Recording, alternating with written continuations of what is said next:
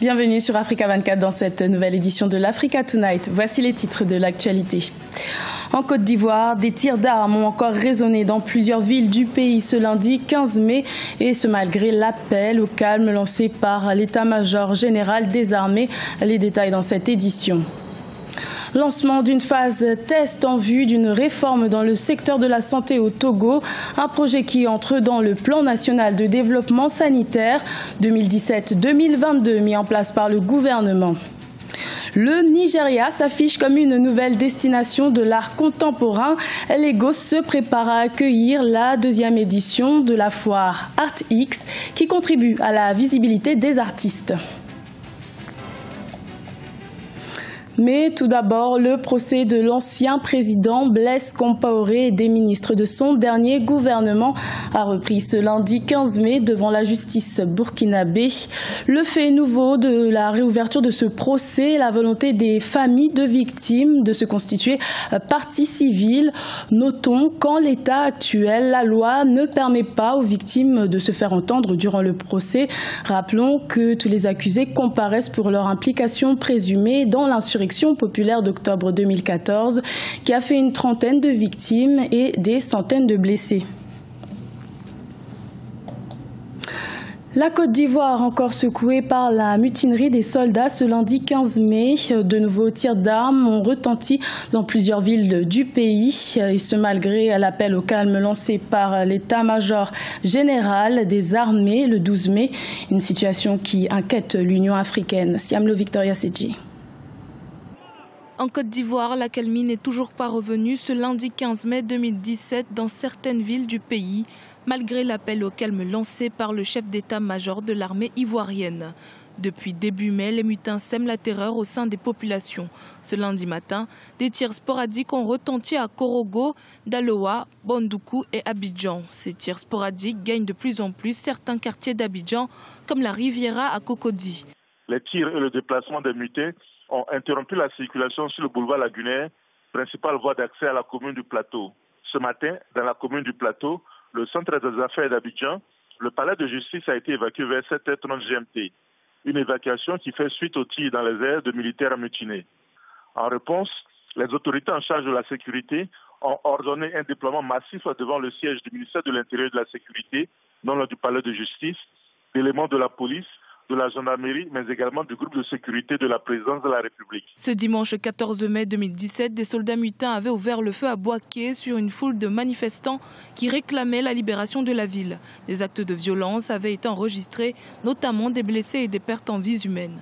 Du côté de l'Union africaine, cette nouvelle mutinerie inquiète. Le président en exercice de l'institution, le professeur Alpha Condé, appelle les mutins à ne pas recourir à la violence. Le président en exercice de l'Union africaine, Alpha Condé, suit avec la plus grande attention la situation qui prévaut actuellement en Côte d'Ivoire. Il appelle les soldats à ne pas recourir à la violence et à rester dans la légalité, y compris lorsqu'ils expriment des revendications qu'ils considèrent comme légitimes. Il les invite à regagner leur caserne et à mettre fin à une situation qui ne peut être que préjudiciable à leur pays et à l'ensemble de la population ivoirienne. Le président Alpha Condé est convaincu que le président Alassane Dramane Ouattara saura trouver les solutions qui mettront un terme définitif à une situation porteuse de tous les dangers pour la Côte d'Ivoire. Dans une déclaration diffusée sur la télévision nationale, le chef d'état-major général des forces armées de Côte d'Ivoire, le général de division Touré Sékou, a mis en garde les soldats mutins qui manifestent, une manifestation qui, selon lui, est une défiance à l'autorité. Pour rappel, ces mutins sont 8400 à revendiquer des primes de guerre dites d'ECOMOG, 100 milliards, 800 millions en tout, à leur verser soit 12 millions chacun. Depuis janvier 2017, un accord trouvé a permis le versement de 42 milliards de francs CFA. Le début du paiement du reliquat était prévu en mai. Ce nouveau soulèvement pourrait davantage fragiliser la Côte d'Ivoire, qui en ce moment traverse une crise économique due à la chute des cours du cacao, première source de revenus du pays. Un sujet commenté par Corinne Camden. Également dans l'actualité, le Kenya a levé 1 milliard de dollars sur le marché international. Ces emprunts devraient servir au financement de ses infrastructures dans le cadre de la loi des finances 2016-2017. La demande des investisseurs aurait été particulièrement forte. Près de 20 banques internationales auraient souscrit à l'opération.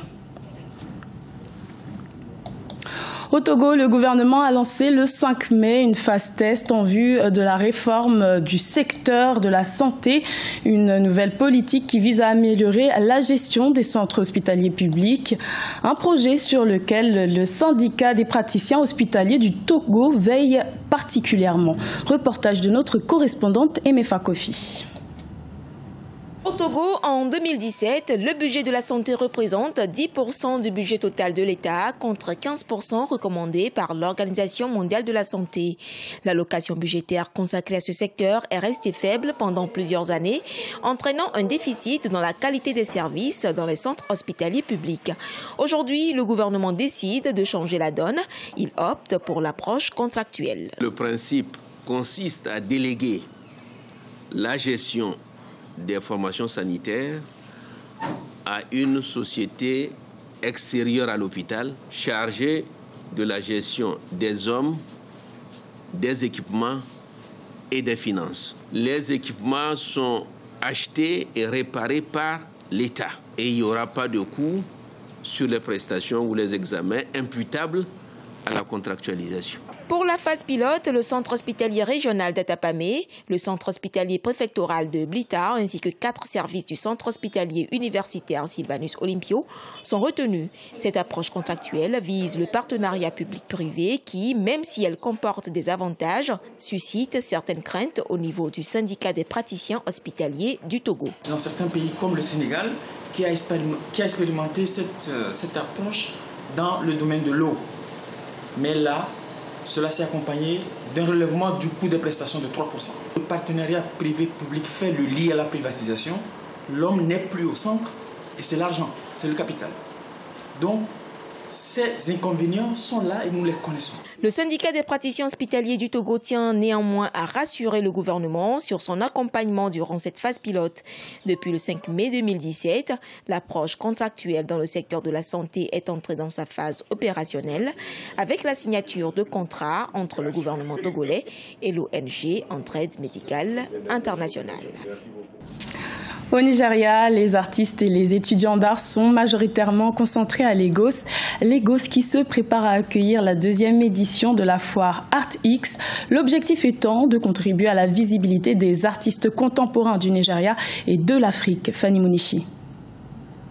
Lagos se prépare à redevenir la capitale africaine de l'art contemporain. La 2e édition de l'événement ArtX se prépare actuellement dans la métropole nigériane. À l'origine, la société TP Collective qui souhaite mettre en lumière les jeunes talents du Nigeria, mais aussi du continent. Il s'agit d'inciter les artistes à continuer à faire ce qu'ils font. Les jeunes artistes, il faut les inspirer, leur montrer à quoi pourrait ressembler l'avenir. Un avenir qui demande qu'ils persévèrent et qu'ils continuent dans l'excellence dans tout ce qu'ils font.